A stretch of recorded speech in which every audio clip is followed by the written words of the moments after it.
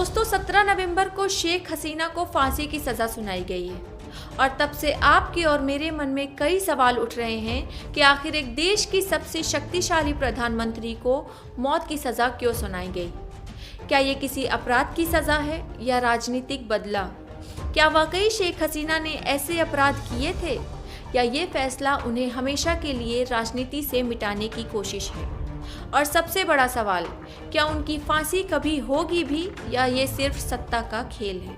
आज इसी वीडियो में हम जानेंगे कि दक्षिण एशिया की सबसे प्रभावशाली महिला नेता की वो कहानी जो किस्मत, सत्ता और मौत तीनों से टकराती है। दक्षिण एशिया की राजनीति में एक नाम जिसने दशकों तक सत्ता को अपने इशारों पर चलाया और आज उसी नेता पर लग चुका है दुनिया का सबसे कठोर फैसला, मृत्युदंड।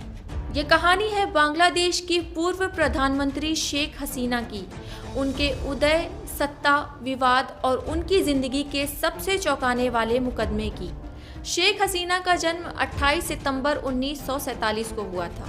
उनके पिता शेख मुजीबुर रहमान बांग्लादेश के फाउंडिंग फादर थे। राजनीतिक माहौल में बचपन बीता, लेकिन 1975 में उनके पूरे परिवार की हत्या कर दी गई। हसीना उस समय विदेश में थी और बच गई, लेकिन यही घटना उनके राजनीतिक जीवन का सबसे बड़ा मोड़ बनी। 1981 में अवामी लीग की नेता बनी और 1996 में पहली बार प्रधानमंत्री। उसके बाद 2009, 2014 और 2018 लगातार सत्ता में रहीं। उनके नाम पर आर्थिक विकास, इंफ्रास्ट्रक्चर प्रोजेक्ट्स और महिलाओं की शिक्षा को बढ़ावा देने का श्रेय जाता है। लेकिन इसी दौर में उनके खिलाफ उठने लगे आरोप जैसे अपोजिशन को दबाने, मीडिया की आज़ादी कम करने और अथॉरिटेरियन बनने के। साल 2024-25 में हालात बिगड़ने लगे। बांग्लादेश में विरोध बढ़ा, विपक्ष और अंतर्राष्ट्रीय संगठनों ने हसीना की सरकार पर मानव अधिकार उल्लंघन का आरोप लगाया।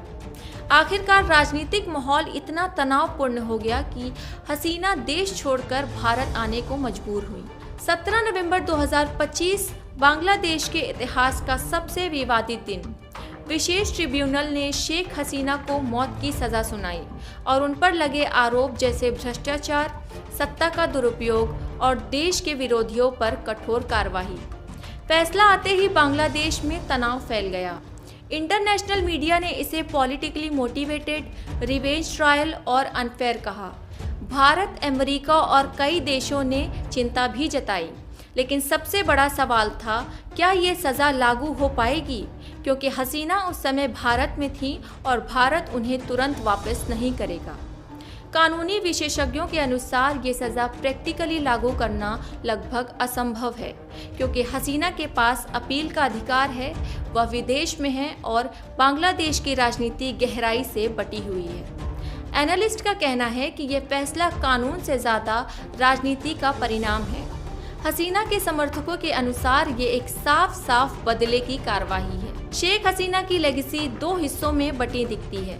एक तरफ वो नेता जिसने बांग्लादेश का चेहरा बदला, देश को आर्थिक रूप से आगे बढ़ाया, तो दूसरी तरफ उन पर लगे आरोप जैसे अथॉरिटेरियन रूल, विपक्ष और मीडिया पर दबाव।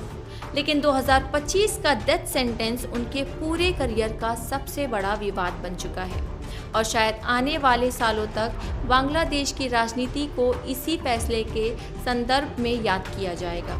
क्या शेख हसीना की फांसी की सज़ा कभी लागू होगी? क्या बांग्लादेश का राजनीतिक भविष्य स्थिर हो पाएगा या ये फैसला इतिहास में सिर्फ एक पॉलिटिकल रिवेंज के तौर पर दर्ज होगा? इन सवालों के जवाब अभी अनिश्चित हैं, लेकिन इतना तय है कि शेख हसीना की कहानी अभी ख़त्म नहीं हुई है। बहुत शुक्रिया। मेरा नाम है सानिया। ये वीडियो आपको कैसी लगी मुझे कमेंट सेक्शन में ज़रूर बताइएगा और इस तरह के कंटेंट देखने के लिए अभी मेरे चैनल को सब्सक्राइब करिए।